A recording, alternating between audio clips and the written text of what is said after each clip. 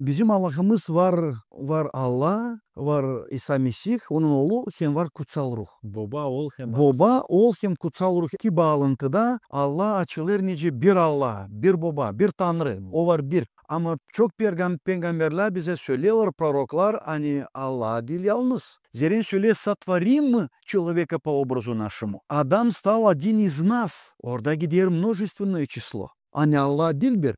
Var подсказкала, hani Alice açılır ama yavaş yavaş. İnsan da anlamıyor bu işleri. Allah açtı, İsa Mesih'in, İsus Kristos'un kuvvetini açan doğdu, on vakti geldi. Allah gösterdi, hani kurtulma gelir İsus Kristos'dan. O hizmet etti, 33,5 yaşında o öldü. Çarmıhada, Stavros'da öldü. Onun vakti yerdeki hizmeti bitti. O şimdi ben giderim ama size yollayacağım kutsal ruhu, Ayos Duhu. Şimdi Ayos Duh'un vakti.